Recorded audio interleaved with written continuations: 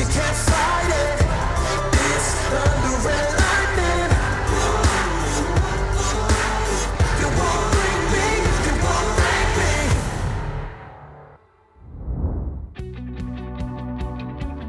me. Welcome to Gothenburg, the second largest city in Sweden and the home of Volvo. Founded in 1927 and still headquartered here on the island of Hisingen on the northern side of the racecourse. Sweden has a long and storied history with the Volvo Ocean Race, not least of all boasting the winning Swedish teams EF Language, skippered by Paul Kayard, and Ericsson 4 with Torben Grail. 57 Swedish sailors have competed in the race over the years, and with the boats moored in the centre of the city, there's been a constant stream of sailing-savvy Scandinavians flooding through the village. The Volvo Legends race will also start from here. 12 boats celebrating the history of the event. Flyer from the inaugural race in 1973, Rothmans and Ilbrook, to name just a few.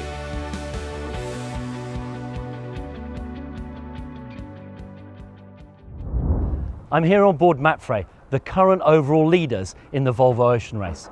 When I started talking about this race nearly 9 months ago, I was hoping for a close finish, but I never imagined it would be effectively all tied up between 3 boats with just 1 leg to go in this race.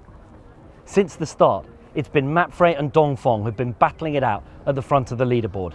But in Auckland, Brunel managed to find some magic spice to their boat speed, and they won 3 of the last 4 legs. Around the north of Scotland, we saw Brunel overtake first Dongfeng and then Mapfre to take an incredible win to here in Gothenburg.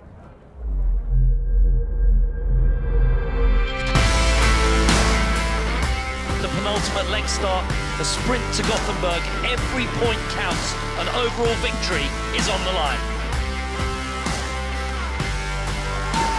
It's probably the most magnificent day I've ever seen in the UK. Feeling good. What do you really think? The kick butts of these 2 red butts. 250. 230. Come down. Full guard. Very good start. We are quite good, and we went in the shadow of 3 boats. We have to do with that and to do our best to take the lead back before the end of the bay, because after that it will be quite steady starboard up to Fastnet. We've just dropped the anchor because we ran out of breeze and the tides turned against us, so set up camp for the night. Anchor's down, we're just waiting for the breeze to build or the tide to change direction.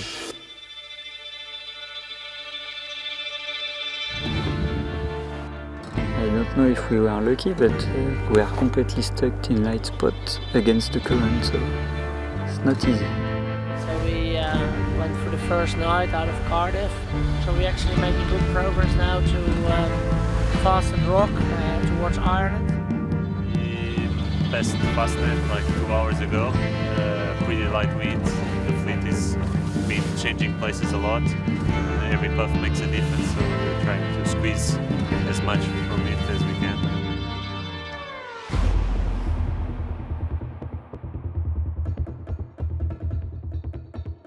Well, quite tricky night last night, very busy, sailing upwind with between 12 and 16 knots with the J1. We did quite big gains with people which was close to us last night, so pretty happy where we are. But well, now we are in the best position that we can have.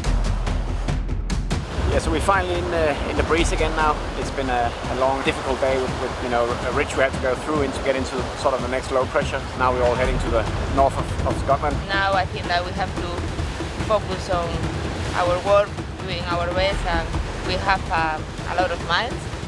It will be downwind quite windy, up to 30 knots. Now it's a speed contest. we have right now almost 30 knots and a few changes from Master 0 to fractional to G, a few rips in and out, and now we're back on track with the J0 full main, so hopefully we can keep the same combination and this heading for a while.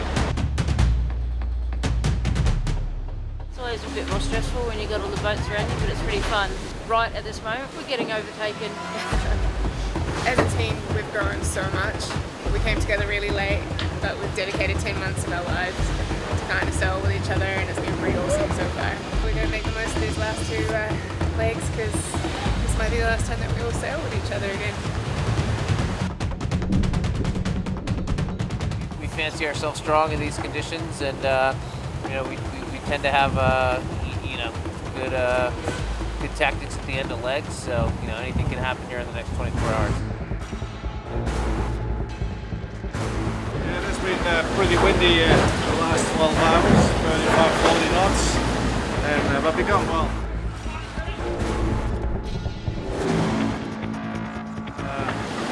We actually just overtook Mapfre like an hour ago, so we're actually in the lead, which is a nice thing, but still a long way to go. Okay, we have to see how it all pans out.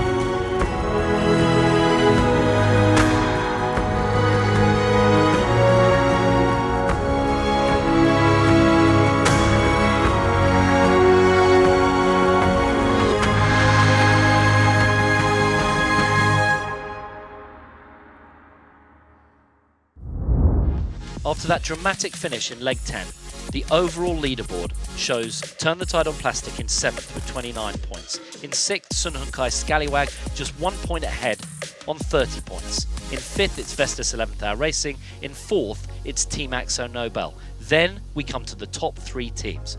Dongfeng Race Team at the moment 3rd with 64 points, but they are currently leading the total elapsed time by about 19 hours. That gives them the extra bonus point to put them on 65. Team Brunel also have 65 and Mapfre have 65. They're currently on top of the leaderboard by function of leading the Import Race Series, which sees them on top of the leaderboard with 56 points. The top 3 overall positions cannot now be broken by the Import Race Series. It's all on the final leg to The Hague.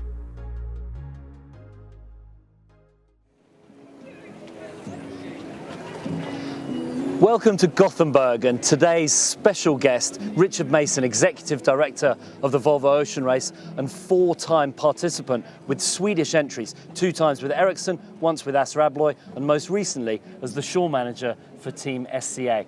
Now, Richard, just tell us, have you ever in any format in a round the world sailing race seen a closer finish than this? No, I was falling off my chair the other night there watching these guys come in with Brunel and Mapfre there. It was just nail-biting, absolutely nail-biting.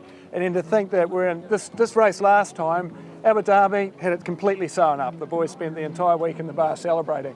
Right now, everyone is just sitting at home thinking about the leg that lies ahead, because we effectively have 3 boats on 65 points. Anyone could win this in the last leg after 44,000 miles of racing. It's phenomenal. Well, just to clarify, Dongfeng have 1 point that they look like, barring disaster, they will get for the overall elapsed time bonus. But the real question everyone wants to know is, how on earth did Team Brunel pass Dongfeng and then Mapfre? It was like they had their handbrakes on. Oh, it was impressive. They just had another gear. They went screaming over the top of them. And normally by this stage of the race, everyone's got their modes nailed down. If you get in behind someone, especially reaching, I mean, how many maxi worlds have you done? You know, you're trying to get past them and they're up and they're down, and these guys just went ploughing past. And so they've found another gear. They've always been looking for something and improving the whole time. But my gut feeling is it had something to do with heel. I was watching the live feed in the office in Alicante, and you could see them just keeled over and driving like hell the whole time. They had us a bit nervous, actually. So yeah, there's something along the lines of just having the throttles wide open, I think. I mean, in Auckland, you wouldn't have given them a bar. You wouldn't have given them a hope. You wouldn't have looked at them and listening to Ian's commentary last week. You really didn't. They weren't really performing. They hadn't found their mode. And I think there must have been some sort of maturity that kicked in the Southern Ocean. Normally that is the thing that gels the team in this race. Cape Horn, getting around it in one piece. And I think once you get around it, you can start thinking in a different way. You sort of go out of survival mode into real performance mode in this race, and they've certainly done that. And you'd expect that there might be 2 teams at the top of the leaderboard battling it out for a few points right at the end, but this time we've got 3. Yeah, 3, and it's absolutely anyone's game. It's just incredible to think it's that close. Well, the one consequence of that is the import race is now no longer going to be relevant for a countback for the top 3. It is a good thing, and you'd be tempted to throw it straight out and say, oh, these guys will take it easy in the import race. Once the gun goes, a race is a race for everyone on these boats, so I'm pretty sure they'll be putting in a fine performance. Right.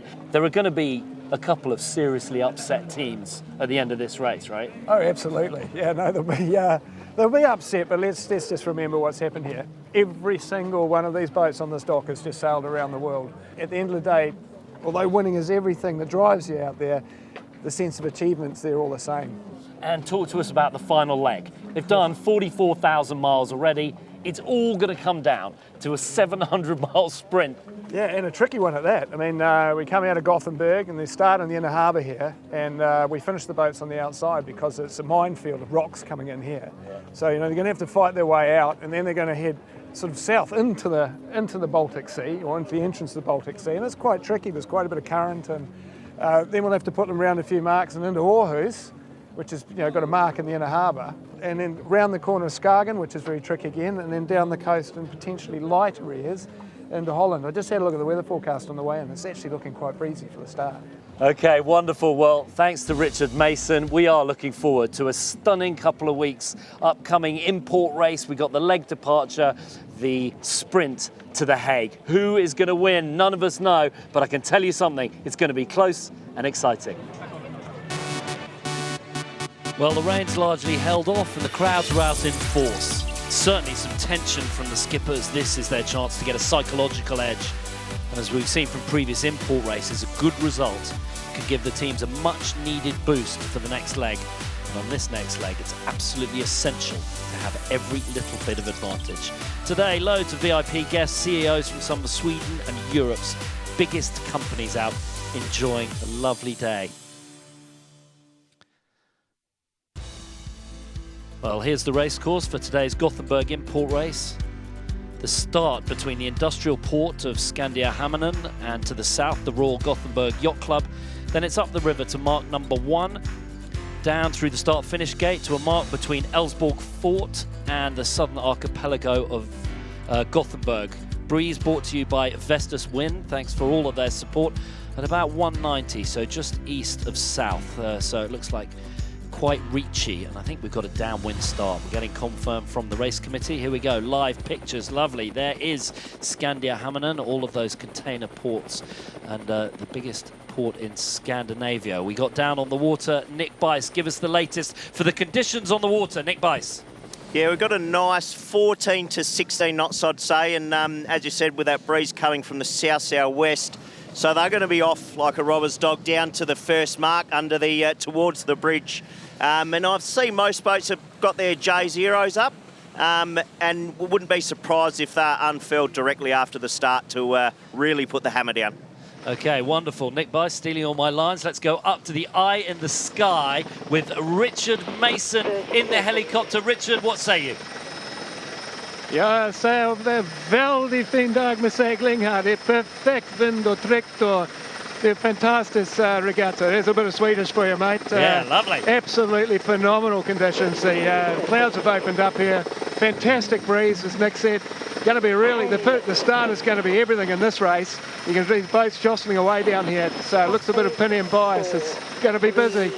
Okay, thank you very much, Richard Mason. Going to bring us a bit of Swedish, on board with Axo Nobel and Dong Fong luffing them hard. Sally Barkow, previous sailor on SCA in the last edition. You also did a couple of legs on Team Brunel. Sally, looks like they've got sails up for a downwind start. Yeah, it looks like kind of just a broad reach start. They're going to get across this line with the J1s and probably deploy these J0s.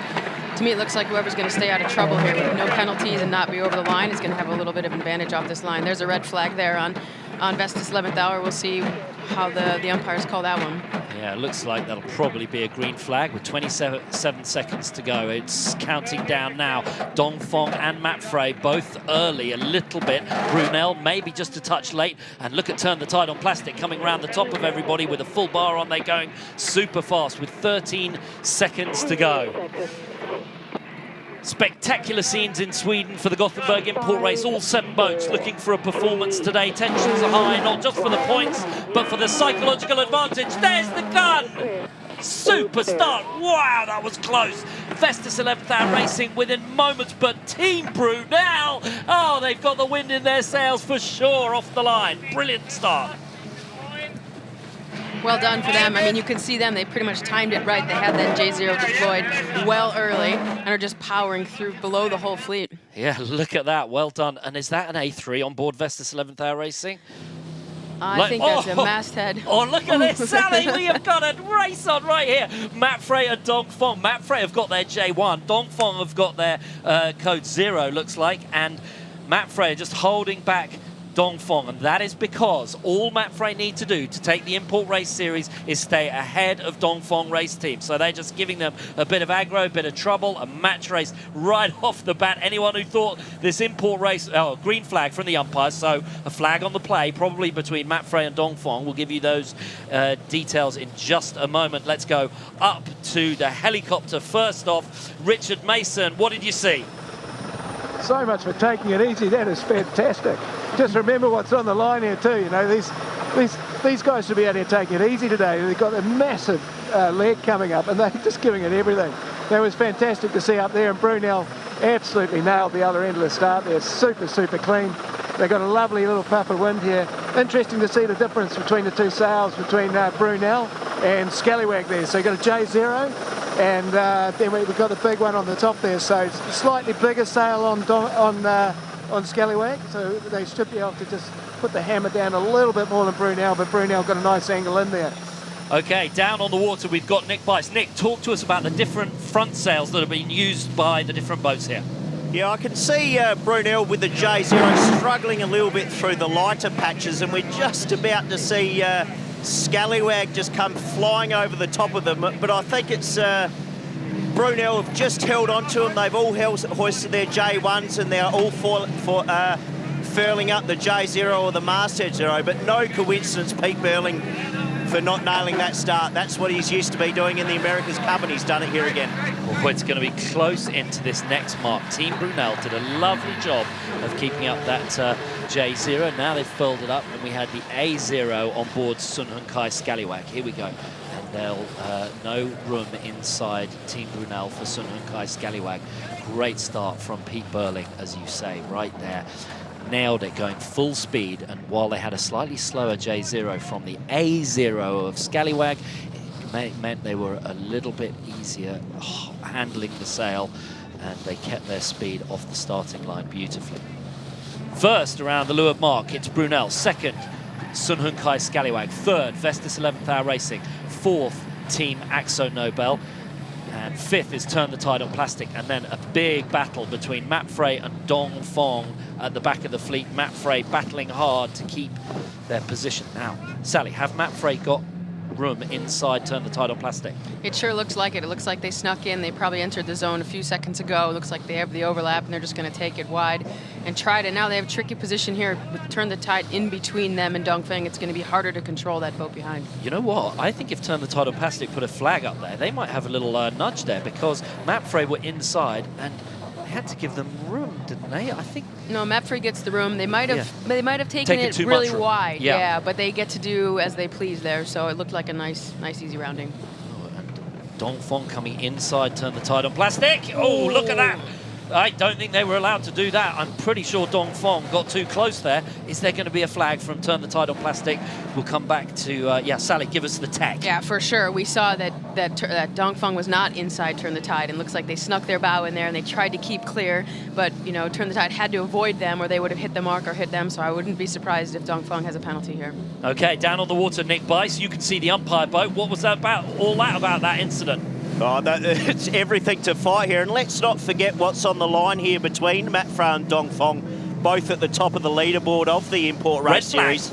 Red flag. Red flag it is. Dongfeng are going to have to do a penalty there. They took water, they took room inside the mark when they weren't allowed to, and the boats got so close. Actually, Dikafari's boat, but we've got Bledidmon, the Welshman who's helming today, did a lovely job of that. And Turn the Tide on Plastic will be sorry because Sun Hun Kai Scallywag are a lot ahead of them, but Oh, hello. Maybe it was... no, it is a penalty on Dongfeng Race Team. I'm pretty sure about that. We're going to give you the details in just a moment, but I think Dongfeng Race Team are going to have to do a penalty here. We'll give you some more pictures of the umpire boat, but Turn the Tide on Plastic continue. Team Brunel still leading. They've got to go through the start-finishing line. Boy, oh boy. Yeah, Ready? what a start. Right away, take a breath. Wonderful. Such good racing, really is wonderful. Dongfeng, we've got pictures of them. Are they deciding? They've got a rope out the back as well. That's not so good. Here we go, Dongfeng Race Team. We were pretty sure about that. You called it, Sally. Well done. Dongfeng Race Team going to take that penalty. And that will take the pressure off Mapfre, because they've done exactly what they needed to do. Push the Chinese team back, and now the Chinese team have got a penalty. So what's the mission for Mapfre now? Mission for Mapfre is just to keep it clear, basically. They need to, you know, they're going to have to be tricky here because the lanes are going to be tight on this course. So it's a reach around so they get stuck in some bad aero from Akzo or any of the other boats. They might get, you know, sucked back into Dongfeng, but it should be pretty straightforward for them now just to keep their nose clear. And what's going on, Brunel, there? They've got an extra... Yeah, it looks like they're hoisting one of the masthead sails. So, you know, if they learn from the last leg, they might be putting up the fractional instead of the J0, giving them a little more power for the next. Once they get through these gates, they have to come back at a little bit wider angle. They might be putting it up right now just to get it up on the lock and connect it. Or maybe it's got a little bit of a twist in the sheets and they need to get it up and clear it. Okay. That sounds like KP on board there. And looks like, sounds like they're going masthead.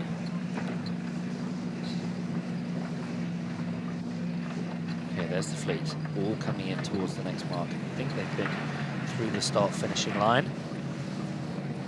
Here's the start-finishing line. So Brunel there's the race committee boat just on the right-hand side there. So Brunel lead over Sun and Kai Scallywag. Let's listen. That's Jules Salter on Akzo Nobel.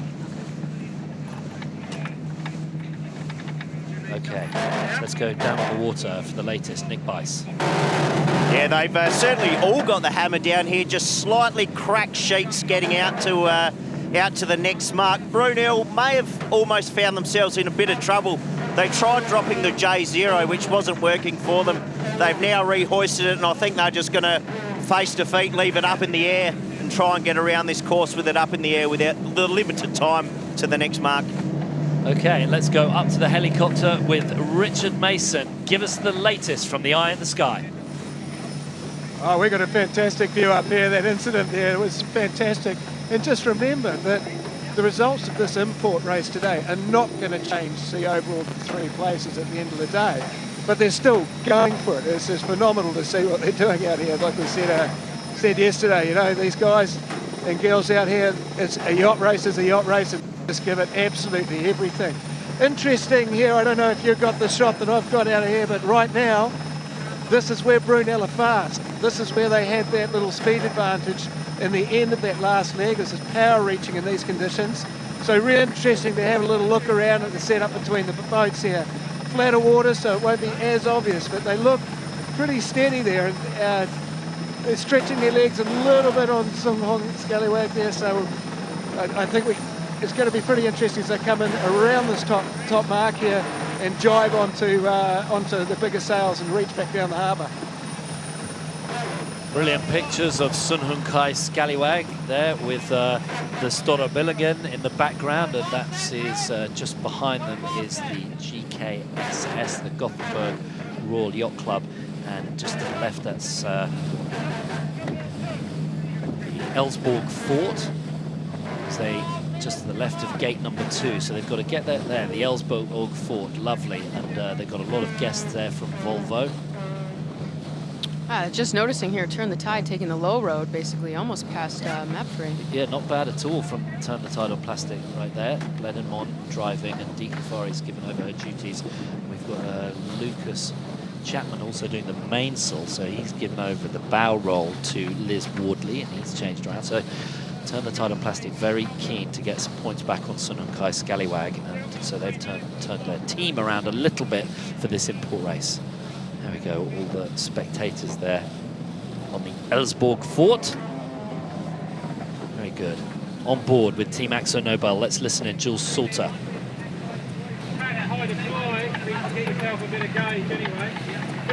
Just sneak it up to your line now. You're happy, Justin? Fire deploy. Yeah. I'll show you the. Can I take that bush? You happy?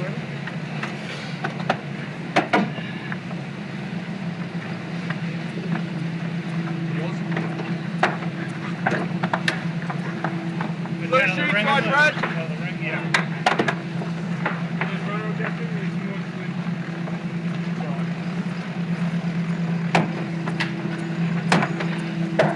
Wow, you can tell. There's Jules. There's no quarter given right here. He's talking to Justin Ferris, Sally. And you can hear, what I heard was that they were going to go with the masthead 0, and they're going to go for attack, high deploy. So they're obviously going to deploy a larger sail on this next long run, but they need to gain some height, gain some gauge so that they don't, go below the next mark. And yeah, it's quite an interesting call. Everybody's going to be pushing hard probably to get the biggest sails up. Super interesting to know that Brunel didn't do their sail change, so they're still on the J0, we think. They might be having some trouble because it's a long, long leg going back. And here is Team Brunel. There's KP on the windward side, Sam Greenfield, the onboard reporter, Pete Burling driving. Pete Burling, a gold and silver medal winner at the last 2 Olympics and winner of the America's Cup last year. Can he win the Triple Crown? It's between him and Blair Tuke, who's on board Mapfre. They're all tied for it, and it's never been won in sailing before. It's the best comparison I can give you. I guess it's a bit like motor racing, the Triple Crown in motor racing, the Monaco Grand Prix, the Indianapolis 500, and the Le Mans 24-hour race. That's the sort of equivalent we're talking about here, the 3 biggest races in sailing. And Pete Burling has got a gold, he's won the Americas.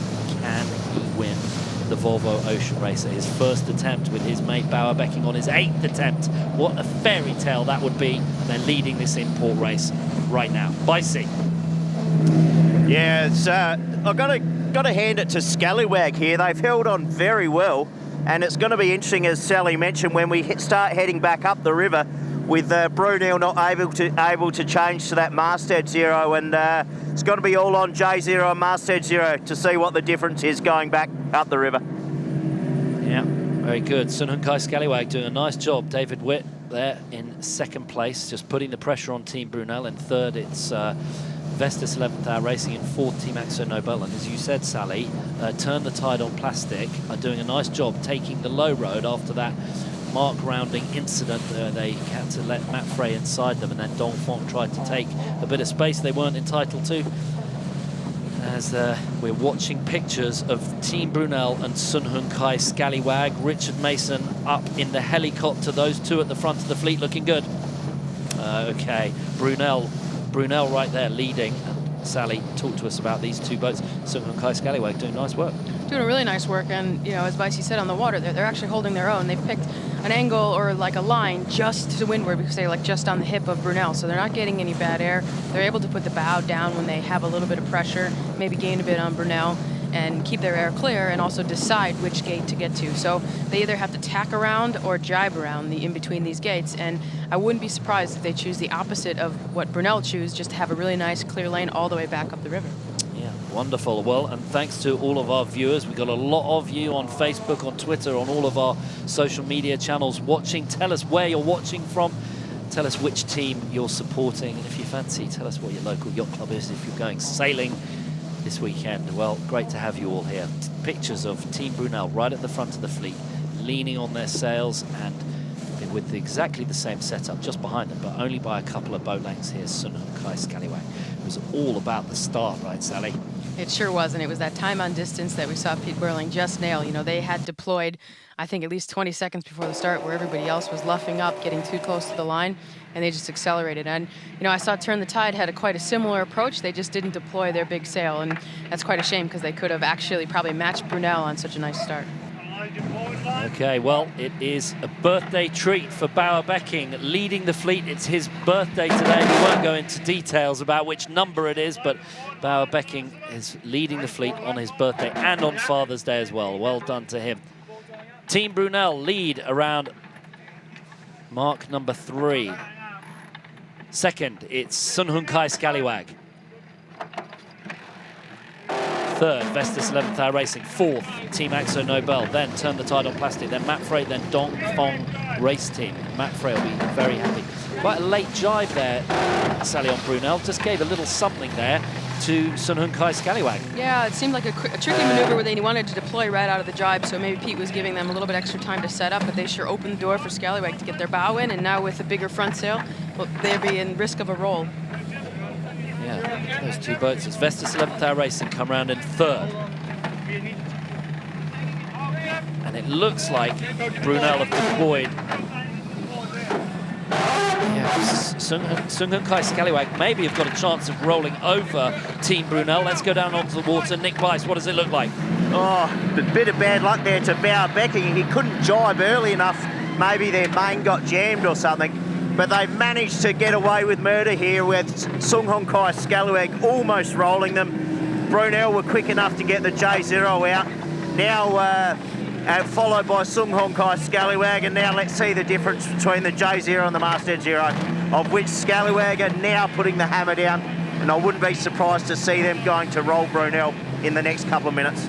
Well, there we go. A fight at the front and a fight at the back as well between Mapfre and Dongfeng. And Mapfre now on starboard, Dongfeng on port. And I can tell you, Mapfre not going to make it easy for the Chinese team. Another incident, perhaps. A red flag. Pablo Arate, the helmsman of Mapfre, they want to make it as hard for the Chinese team. Did I talk about a psychological battle right at the get-go? And we've seen it right here, right now. That was Mapfre using match racing tactics on a different leg of the course to make it as difficult as possible for the Chinese team. We'll keep an eye on the umpire flag. I think it's probably a green flag, but still, Dongfeng Race Team had to bear away quite hard, Sally. Yeah, and what you see them do there, they had to ease their mainsail out a ton, which makes this tack around more difficult, and they're just a lot slower than they would have been. Nice and easy around the mark.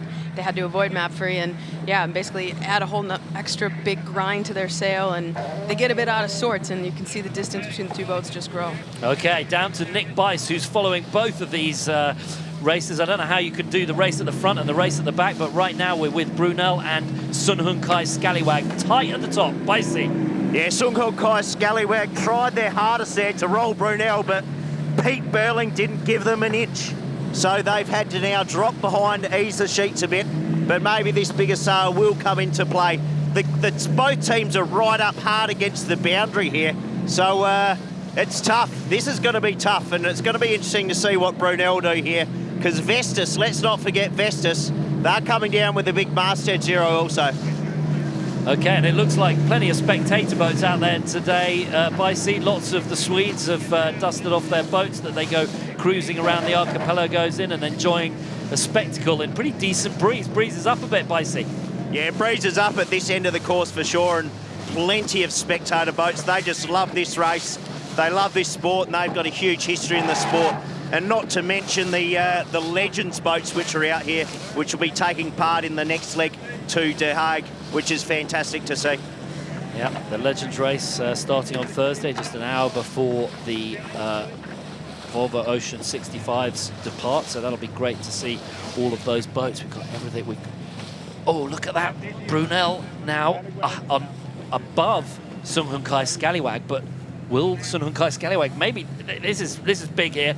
Brunel are under pressure. Bicey, tell us. Yeah, Brunel are the ones that need to do the hard work here. Sun Hun Kai Scallywag and Vestas will all be overlapped in a minute with Brunel. It's going to be tough, though, for either of those teams to get through to leeward. So, you know, it's going to be a little game of cat and mouse all the way down this boundary line. And Bicey, that is because Brunel have their J0 and the other two boats have their A0. Is that correct? Yeah, that's correct, and seems to be freeing up the breeze. So the A0 is only going to be of more advantage than the J0. So, yeah, but it's just going to be a little bit of a rubber band game here. They'll sail into them, fall away, sail into them until someone can find a break and try and sneak through to leeward. But Bicey, why don't Team Brunel put up their A0, the bigger sail? I think it was definitely their desire coming up that last leg. I saw them trying to drop the J0, and it looked to me as though they got it hooked on one of the hanks of the jib, so that didn't enable them to drop it to change to the Masthead Zero. So I think it's not there for. They would much rather the Masthead Zero. There's no doubt about that. Yeah. Okay. Well, that's why we've got Bicey down on the water, giving us the very latest techers. He's giving us the info, and a great shot there. The difference between the J0 on Brunel and the A0, the bigger sail on Sunhunkai Scallywag and Vestas 11th Hour Racing. Up in the helicopter, give us the latest, Richard Mason. Oh, it's a fantastically tight racing here. Like Bicey said, these Scallywag and Vestas are desperately trying to punch through the dirty air of Brunel. So when you're the windward boat here, the wind goes through the sails and it gets all disturbed, the turbulence comes out the back. It's very difficult for the boats to lure to sail through that disturbed air and cling on to clean air in front. You can see right now the Scallywag are inching their way forward on Brunel as they can soak a little bit lower, and I think maybe over the next 2 minutes we might actually see them punch through and get in some clear air. Looking back up the harbour here, it looks like there's a little bit more breeze starting to fill in on the racetrack. So this next lap that they're going to do could be a little bit quicker. As they say in New Zealand, there's a few sheep starting to appear in the paddock here. More and more white horses appearing on the water as this sort of darker cloud moves in. So plenty to play for. Okay, well, to just summarise from what Richard Mason said, basically Brunel are stuck in second gear and all of the other boats have got their full lineup and they've got the power on. And now Axo Nobel are in the mix too. So my next question is down to you, Sally, first. The next thing that we're going to see is that they've got to go around the mark, and I think that they can go around to the right-hand side. So are Brunel going to be on the inside? What are the options here? Well, I think they have to go back through the start-finish line here, right? And then they have to go to the following mark, which is a left-hand turn. So they're going to lose all their rights at this final mark if it stays like this. To me, it's like Brunel is just a big roadblock. They do have to heat it up a little bit, so they might gain a little bit of better angle with this sail that they've, as Nick said, they don't really desire to have up. But they've let the whole fleet come into them and kind of had a bit of a restart because nobody can get by to leeward because they have the wrong sail up at this angle. Okay, so down to the water. Bicey, tell us, they're going through the start-finishing line now, though, so that's fine, no big issues there. But when they get to the next mark, it's a left-hand mark, and it looks right now like Axo Nobel, who were in fourth, and maybe the boat on the inside. Are Axo Nobel coming through Bicey? Yeah, absolutely. They've managed to sneak around the bottom here. They're definitely in front of SHK, Scallywag and Brunel, of which Brunel look as though they're trying to unfurl that big masthead zero. So, and Vestas has slipped through as well. Who said reaching around was boring? This is unbelievable. Well, Sunhunkai Scallywag are actually luffing Team Brunel. I'm not sure they're allowed to do that. I think they came from behind. I'm not sure they've got luffing rights. So maybe there'll be a flag on the play here. That's great from Matt Connor and his helicopter pilot Steve doing a brilliant job up there. And the umpires, that looks like the umpire boat right behind. I'm not sure David Witt has pulled out a flag yet, but we're going to keep following close. Look at this action, unbelievable. Okay, Brunel look like they're getting that A0 up, but it may be a little late. And look, Vestas 11th Hour Racing have popped through ahead of Team Axo Nobel. Currently now, the Danish-American team leading the fleet. It is topsy-turvy, snakes and ladders all the way around here at the import race Gothenburg. Wonderful. All four boats now. Look at this. Sunhunkai Scallywag decide they can't get inside them, so they're going to go the other way. Look at the top of screen now. Sunhunkai Scallywag going over the top of Brunel. And this is difficult because Brunel are in the middle of a sail change, Sally. They're in the middle of this peel, and it's not an easy peel because it's actually a masthead to masthead peel, which means there's quite a lot of friction between the two sails. It's probably why we're not seeing them be able to do it that smoothly. Yeah, Charlie Enright doing a great job. While everyone else was looking right, he was looking left, and he just sniddled around. And here we go. Left of screen, Sunhunkai Scallywag got the power on. They've got that masthead A0 up, and Team Brunel, Bauer just had a bit of a problem here unfurling the A0. Now they're furling it back up again because they're getting down to these bottom marks. And can Sunhunkai Scallywag get around them? And when they get that dirty air, Team Brunel will be in big trouble. That's right. From heroes to zeros could be. There's a battle at the back that we haven't even been following, so we'll go to them shortly, but we'll stick with the leaders right now. Vestas 11th Hour Racing leading over Team Axo Nobel, then Sunhunkai Scallywag, then Team Brunel. Wow. Yeah, Axo Nobel just luffing up a little bit, trying to get on the wind of Vestas 11th Hour Racing, trying to do the same thing. So it is possible, and I mean, clearly a mistake from Bauer Becking and his crew on Team Brunel. We saw the wide jibe at the last mark, and something went on board, Sally, that meant they couldn't do their A0. Yeah, I mean, it's a tough call, isn't it? Because a little bit of wind shift makes it to go from, 100 true to a bit wider or a bit narrower, into like, I don't know, 85 true or something. And if you're that tight, then like we saw in the first, run off the start, they were able to hold the J0 and actually gain. And it was a really good call for that leg.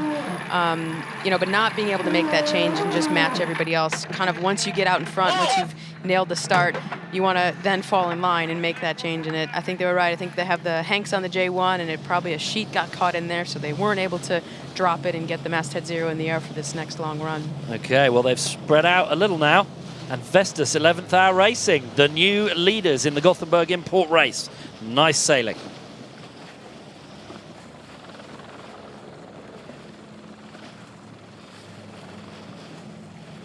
Vestas 11th Hour Racing come from behind, sneak in between all of their competition, leading around mark number 4 in the Gothenburg import race. Smooth sailing from Vestas 11th Hour Racing. Next up, Team Axo Nobel in second, who also managed to jump over Sunhunkai Scallywag and Team Brunel as they jibe around the mark for a nice second place. Look at this, Mapfre back on the charge. Have they managed to get inside Brunel and Sunhunkai Scallywag? Let's take a look as we are on board right now with Axo Nobel. It is sailing ballet, choreographed to perfection. Mapfre jibe, look at that. Mapfre come back for a brilliant third place ahead of Sunhunkai Scallywag and Team Brunel. In fourth place now, who've also got around them, Turn the Tide on Plastic. Let's go down on the water. Give us the latest, Bicey. Oh, Brunel, the ultimate pace car trick, that one. They were slow coming down there and everyone snuck in between. There'll be a hugely frustrated skipper on Sunhunkai Scallywag, but how well have Vestas 11th Hour, Axo and Mapfre done? They just read that beautifully. Yep, and Sunhunkai Scallywag now doing quite a slow jibe around this reach mark, and Team Brunel just behind them. So they're now in 5th and 6th. Dongfeng have caught up and they are still in 7th. They're exactly where they don't want to be, right, Sally? Yeah, exactly where Mapfre wants them to be. Takes all the pressure off there, and they're, like you said, playing a little bit of the games before the next start, kind of not giving them so much confidence. And now Mapfre have Brunel and Dongfeng, 6-7 in this race. Yeah, so what does that exactly mean? I mean, the import race series psychological.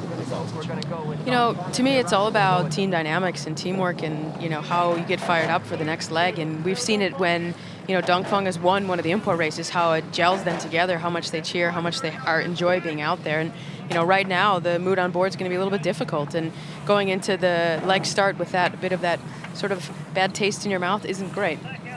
Yeah, and they slightly got outsailed there. Mapfre luffed them at the start and then have been just clocking them all the way around. And Mapfre saw their opportunity and took the jump.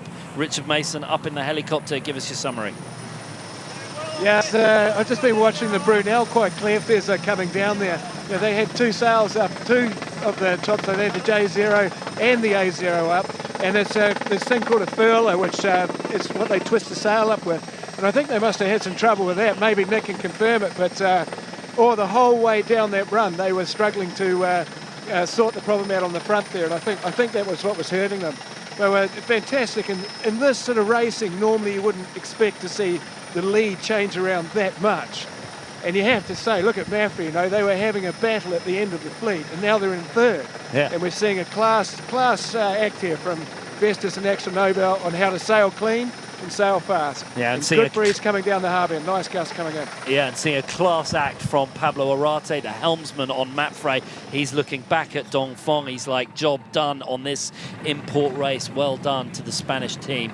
And it really is all about that psychological advantage. And Pablo Arate is helming very nicely, did a good job, and they just took every opportunity, the luff off the start, and then to try and then they managed to squeeze in where they saw an opportunity. Sophie sees it there in the middle, chief grinder today, and she's a very important part of this boat, right, Sally? She sure is, yeah, and she has quite a wingspan, so it makes the grinding quite powerful when she's in the middle there. Okay, for those of you who want to just check it out, here's where we're going. That is the start-finishing line gate inside between those two, that's the start-finishing line. So that's the gate they have to just go through, and then they pass by the Ellsborg Fort, the islands on the right-hand side, and then there's a mark there that they just go around. Just about to see the mark. There we go. Gate number 4. That is the final turning gate, and then it is a sprint back down towards the finish, just by the Scandia Haminen. All of those container ports there on the left-hand side. Vestas 11th Hour Racing. They've got their bit between the teeth. Good for them, and sailing very smoothly there, Sally. Yeah, you know, we haven't seen them really pop through into this top 3 in an import race in a while, so it's really nice to see them kind of get the wheels back on and feel solid and not have to do too many things to get in the front.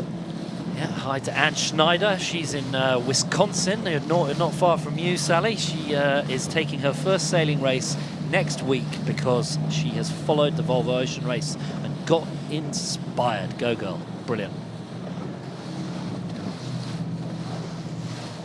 Vestas 11th Hour Racing just there to windward of one of the spectator boats. There's no people on this side because they're all watching the action on the other side, closely followed by Axo and Nobel. I think Charlie Enright's driving today. It might be Mark Towell. They've got lots of... let's have a look there on the left of screen. We're on board. Jenna Mai Hansen from Denmark, she's in the back. And Phil Harmer trimming to the right-hand side. And all looks very happy on board Vestas 11th Hour Racing. Okay, let's go down on the water, the latest. Give us it, Nick Bice. Yeah, Vestas, it looks as though the breeze has just headed a little bit, so it's, whilst it's not true upwind, it's certainly a lot tighter than it was. But the only difference here, we got Vestas still carrying that masthead 0 in the air, but I think they can actually affect the other boats enough to hold on to their lead. And I'll tell you what, no one will be going downwind with the J0 this time. But we might see the A3 come into it. Let's wait and see. Okay, so now the debate is not the J0, it's between the A0 and the A3. But before we do that, let's go up to the helicopter with Richard Mason. Yeah, just flying over the top of Älvsborg Castle here. Go for a little Swedish lesson that Älv means river and Borg is castle. So we're sailing up and down the main river that leads into Gothenburg. There's quite fantastic conditions here. Vestas looking very, very comfortable in the front there. Quite evenly spaced out between the boats here, so they'll come up round this next mark. Getting a little bit darker further up here, so we might see a little bit more breeze as they come into the top mark here, the final mark rounding, and then I think, like Nick says, I'm not sure if we'll see them get on the bigger sails they have, the A3s. Probably the A0s again. Vestas is interesting enough, they've still got their sail up on the front there. Yeah, so that's a bit of drag for them. Ellsborg Port was built to ward off the Danes from to keep Sweden safe, but I don't think they need to worry about that anymore.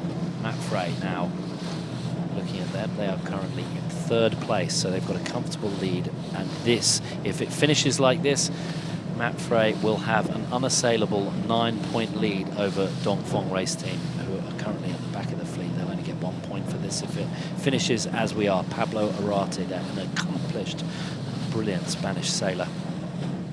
And Xavi Fernandez, look at that. That's the skipper's job right there, on the pedestal, grinding away. He's a great guy. And in the pit there, too. What's he doing, Sally? I think they were probably just adjusting the angle of the board. Because they probably are maybe getting a bit wider or narrower to the wind, and they need a little bit more or less board. But yeah, Xavi's been in the pit, or lead trimmer, basically handing over the helm, but leading from the middle of the team, which is quite a unique experience. Yeah, well, we are in Sweden. We're looking at Mapfre, and they're currently leading. What do we say? The winner takes it all? Maybe something like that, right? We'll go with the ABBA song. Vestas 11th Hour Racing currently leading the import race. Then it's Team Axo Nobel. Here we go. The sail is up, and so it does cause a bit of drag, but they've decided that they've got enough of a lead that that's going to be okay, and they just don't want to go through the complication of having to put it up again. So it's always a trade-off of risk and reward, Sally. It is, and you know, as Nick said, they're just a little bit off the wind, so they're not tacking up wind. It's not that much of a drag, and they're giving enough bad air to the boats in the back that basically, if they just keep it simple, which we can argue that maybe Brunel should have just kept it simple, they should have just stayed like the other boats, they can stay in the lead.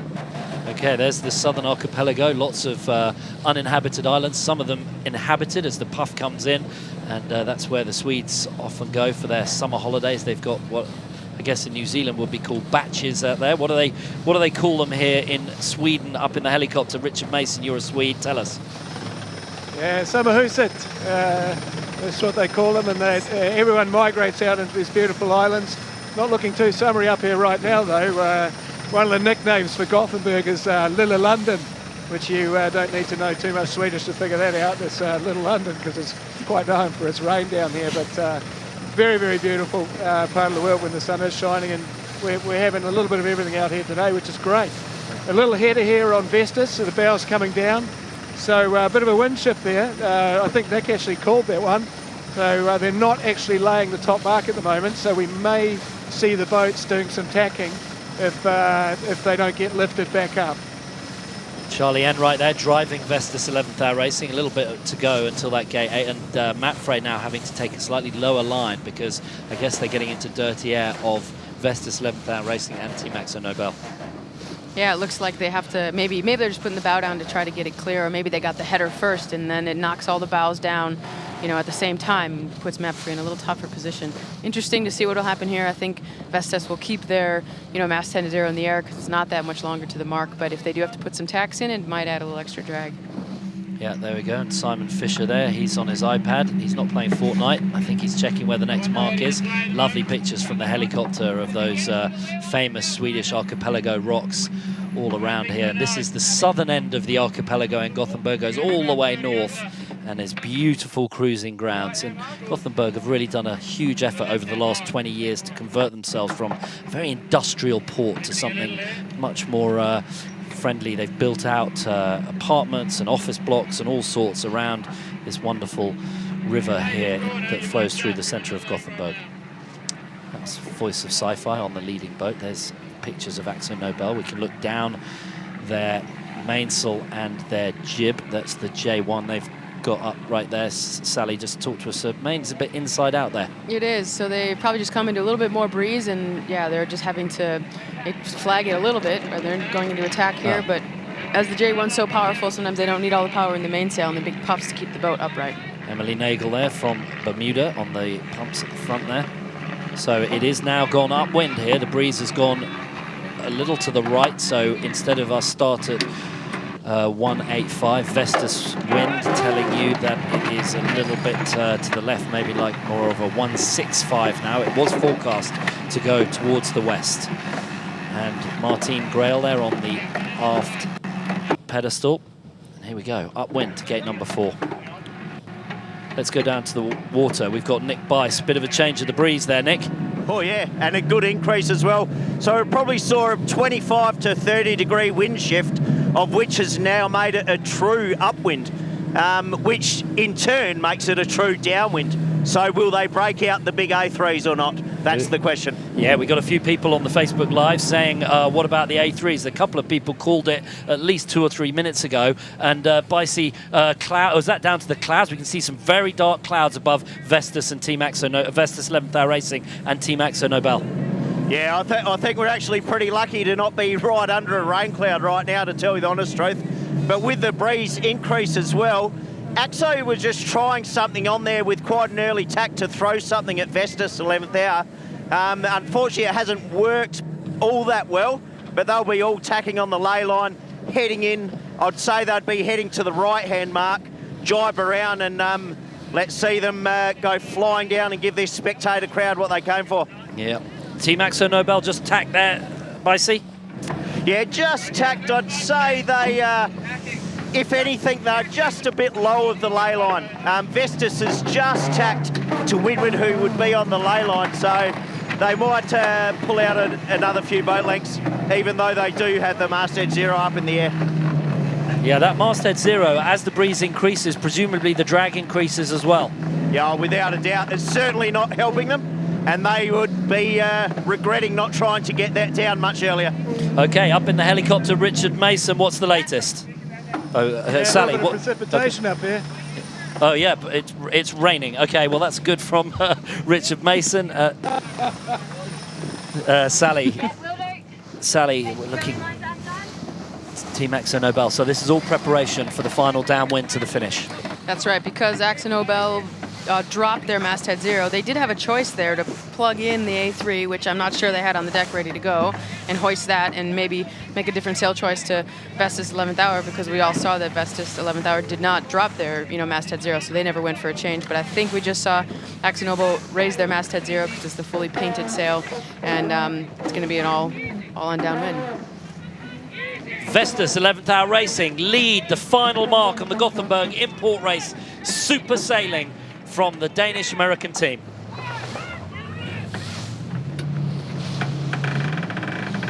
Plenty of action on board Vestas 11th Hour Racing. Let's go with them on the jibe. Boom comes across. Now they've got all hands on deck to deploy. I think it's going to be the A0.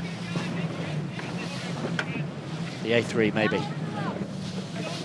We'll see. Team AkzoNobel.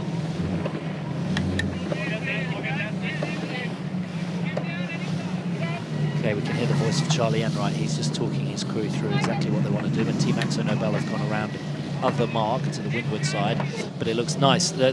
Apart from a bit of jib in the water, that looks okay, Sally. It looks okay, and it looks like they have quite controlling position there. They can come up and defend if AkzoNobel, start to power over them. But we just saw the masthead 0 there on AkzoNobel, and they should be able to achieve the same speeds. Quite interesting around the mark there, though. You saw hear the intensity of the lead boats just like elevate, and the maneuver needs to be perfect so you don't lose that spot. Okay. Mapfre coming around this mark, final mark in third. Bearing away as the rudders come around. You can see the windward rudder just touching the water there.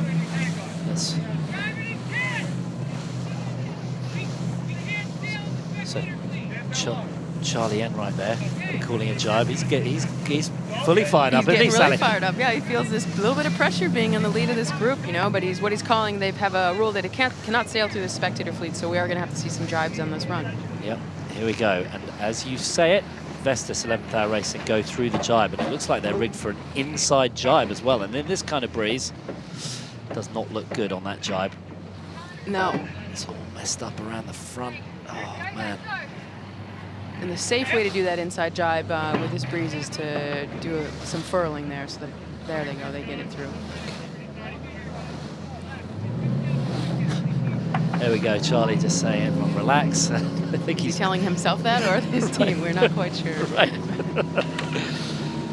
Okay, Vestas 11th Hour Racing leading. Good job. Well done, Charlie. Keeping the intensity high. And anybody who thought that this might be a little reach around Gothenburg for the import race here is sorely mistaken. Action right from the get-go. Brilliant. Simon Fisher there, down to leeward with Phil Harmer.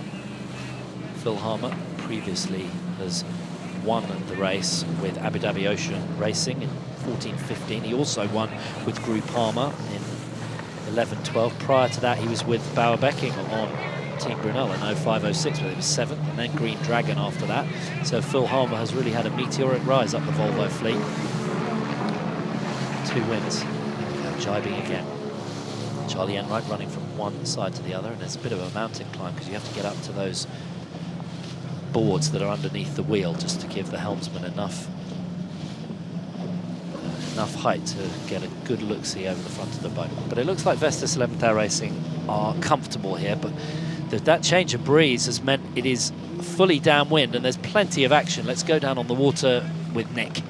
Yeah, some nice sailing there by Charlie Enright and his team, but they're going to be bounced from side to side here. All the teams are. We're seeing Turn the Tide on Plastics and Dongfeng using the A3, so maybe they'll be able to sail a little bit deeper just to try and sneak in front of those couple that are in front of them right now. Yep, and just tell us where we've got Vestas 11th Hour Racing just in front of us, and looks like Mapfre are still doing okay. They are holding on to a brilliant lead of at least a couple of boats over Dongfeng Race Team, and that's what they wanted in this final leg. This is for Mapfre to take the trophy for the Import Race Series. Yeah, absolutely. I mean, Mapfre, you have a look at the scorecard, and there's no doubt that someone's standing out, and that is Team Mapfre. And that's not a coincidence. They've got a fantastic crew on board. And they're very tidy around the course. They're quite conservative when they have to be, but they know when to put the hammer down when they have to also.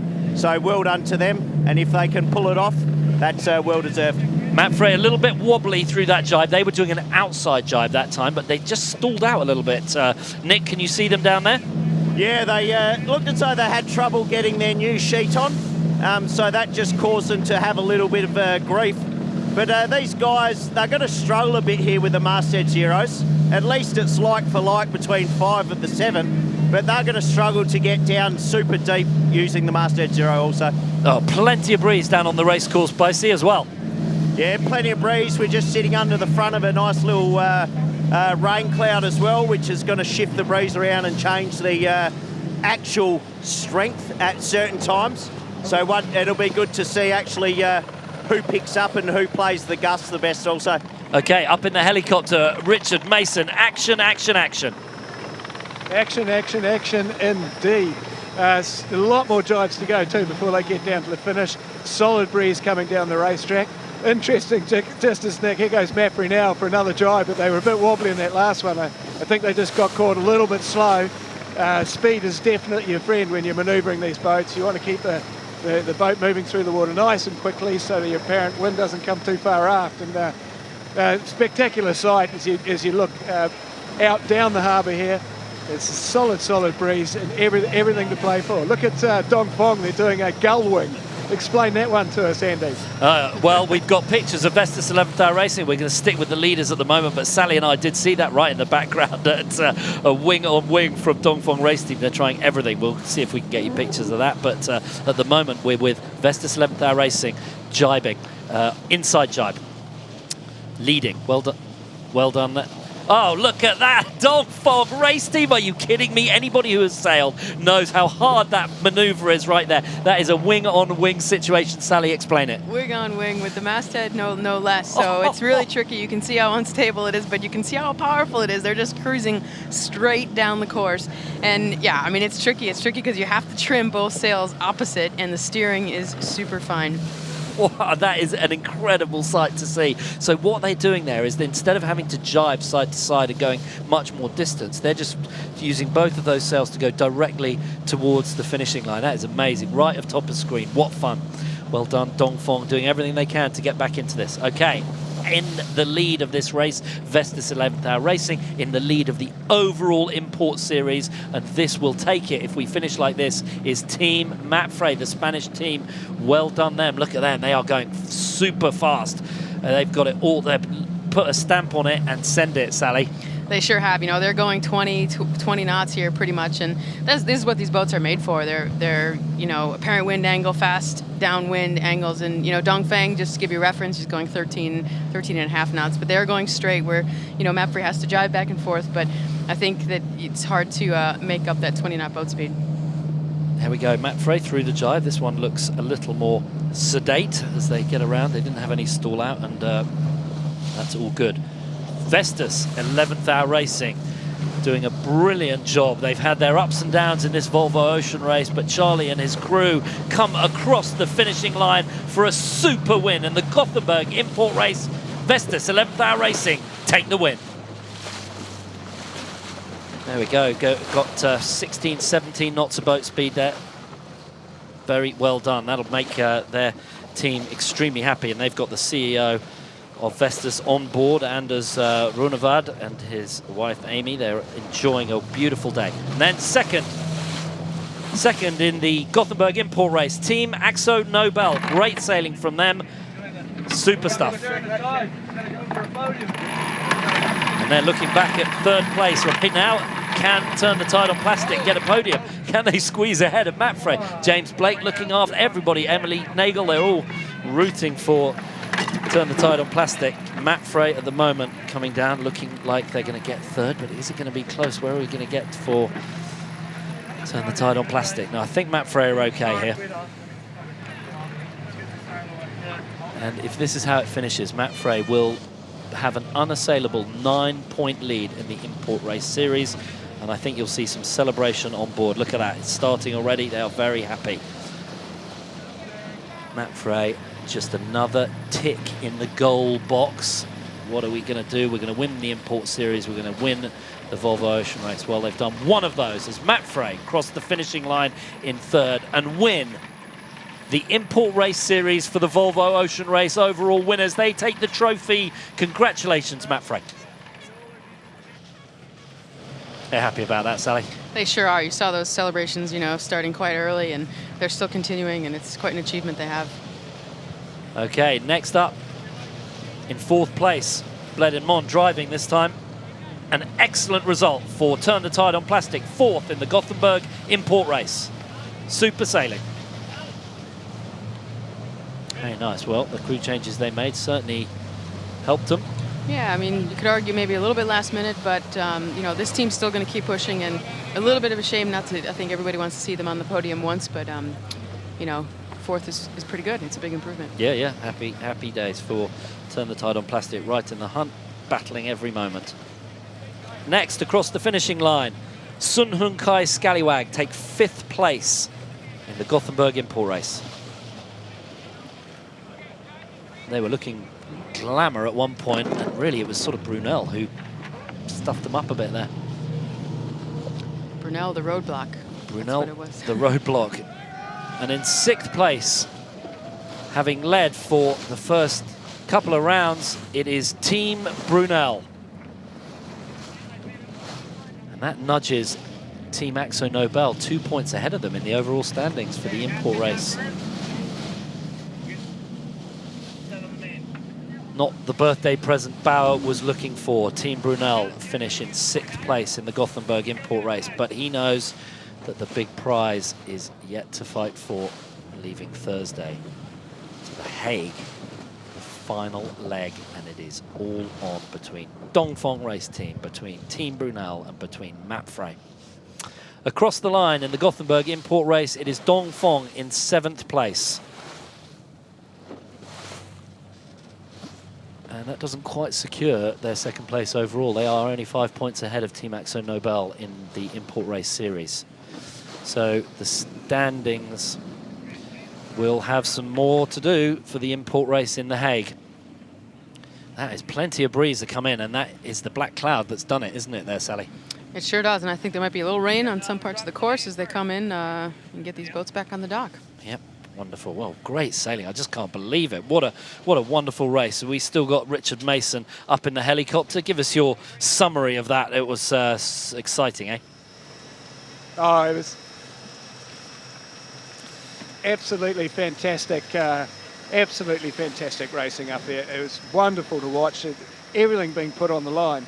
To see Brunel sort of go from the front to the back. Fantastic performance from Mapfre to come through. Congratulations to them. And now the focus has really got to roll over to the days that lie ahead and what's going to be an absolutely phenomenal grand finale to this edition of the Volvo Ocean Race. It's really going to be glued to the tracker for the next week or so. Okay, for your thoughts, by sea, down on the water. Oh no, it looks like we got Charlie Enright. Charlie, much better. We get the winning skipper. Charlie, how do you feel? Great race. Yeah, we feel wet right now and a little bedraggled given all the jungle ball we just went through, but it's all good.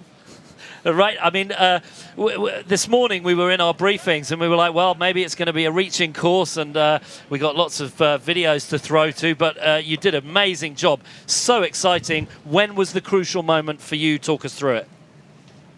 You know, we got off the line okay. You know, gave ourselves a chance. You know, we got the sail selection right, which was a pretty big thing. But on that, well, call it a run, call it a reach, call it what you will. It was nice to just keep our options open and wait for the right moment. And it was good to get our win forward to Scallywag, and that kind of did it for us. But yeah, and Team Brunel had their J0 up, and that was looked like they were a bit of a roadblock there. Yeah, they certainly were. I mean, in their conditions, they were moving plenty fast. You know, it's uncharacteristic for those guys to be slow. But, you know, a day like today, you're never going to get it right 100% of the time. So, you know, you get it right the most, you win. Yeah, it must be good for you. You've got some very important sponsors for you on the boat today as well, and a great result. Yeah, all good. All that Pro-Am practice really came in handy. So we're you know, happy with the result, and you know, every time the start gun goes off, it's another chance for us to prove ourselves. So all good. Well done, Charlie. You proved yourself today. An excellent result. That's Charlie Enright, the skipper of Vestas 11th Hour Racing, taking the win. Thanks, Charlie. Thanks, guys. Okay, brilliant. Well, great to hear from the skipper. And that says the import race results. In 7th, it was Dongfeng Race Team. Brilliantly pushed back by Mapfre. Then in 6th, it's Team Brunel. 5th, Sun Kai Scallywag. Turned the tide on plastic. A great result in 4th place. In 3rd, Team Mapfre did what they needed to do to take the overall import race series. In 2nd, Team Axo Nobel, who slid themselves ahead of Team Brunel in the overall standings, and Vestas 11th Hour Racing show what they are quite capable of with the win for Charlie Enright and his team. So here's the import race series overall results.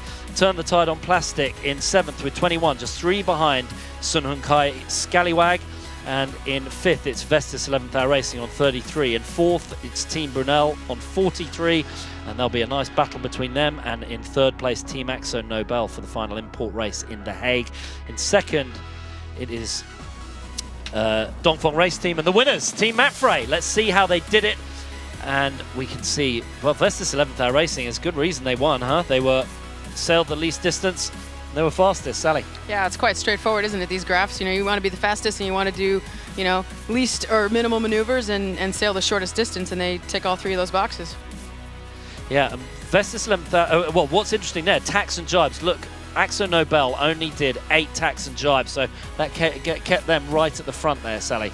Yeah, and it looks like, Mapfre, even though they finished 3rd, they had to do 11 or 12, which, they had to defend a bit, so they're putting themselves in a little bit of a trickier position, but then they held on because they had decent boat speed and were actually sailing the 3rd shortest distance of the group.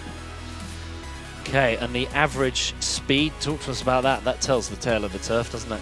It sure does, and you see the end there, Dongfeng. Normally we see them at the other side of the spectrum being quite fast, but when they're being controlled by another boat, you're going to get held up, and that accumulates your average speed going a lot slower.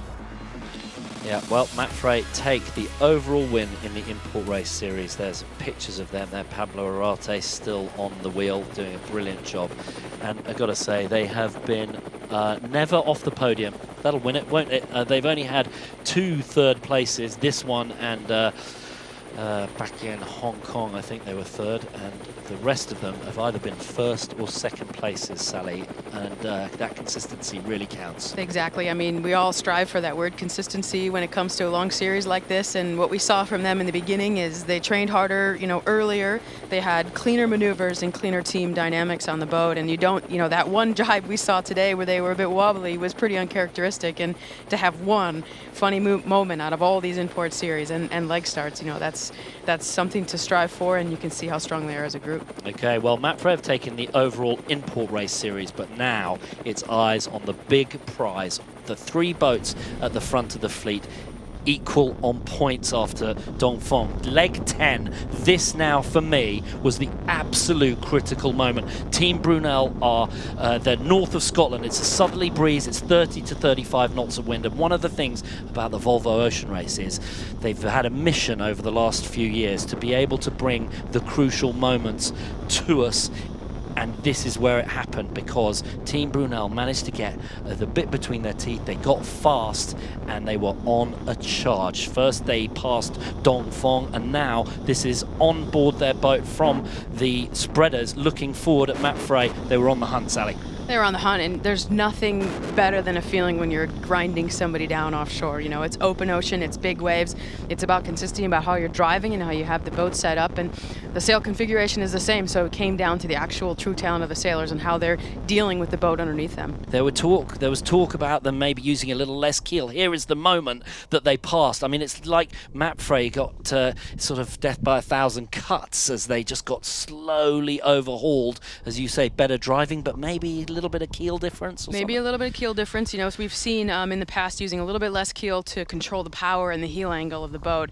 Between that and a little bit of front sail trim difference, I think you might have, if we could have put some measurements on all that, we'd probably see a little bit of fine-tuning differences, which just made it possible for Brunel to charge over the top of Mapfre.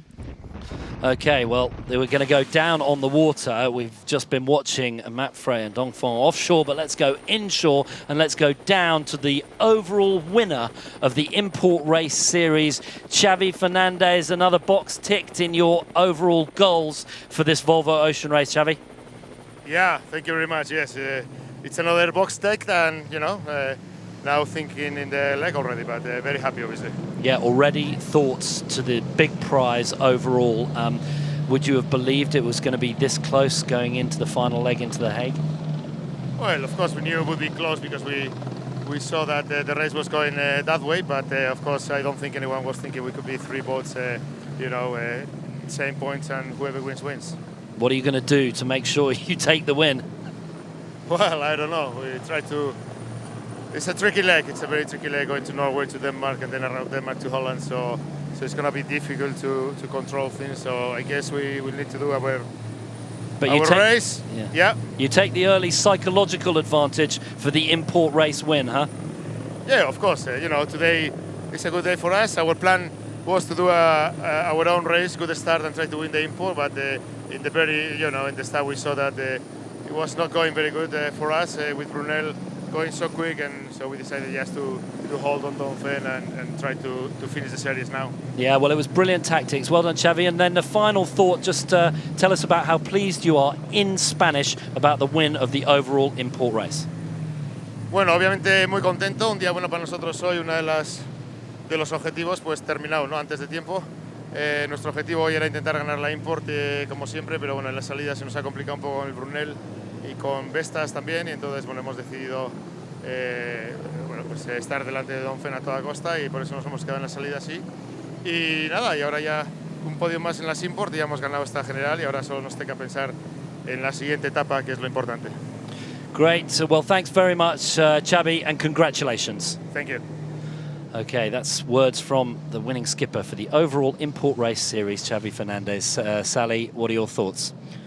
It's like you heard him say, they're already thinking about the leg start. I mean, it's not even 3 minutes since they finished, and they don't have the mainsails down. They're just packing up the front sail, and this is what these guys are focused on.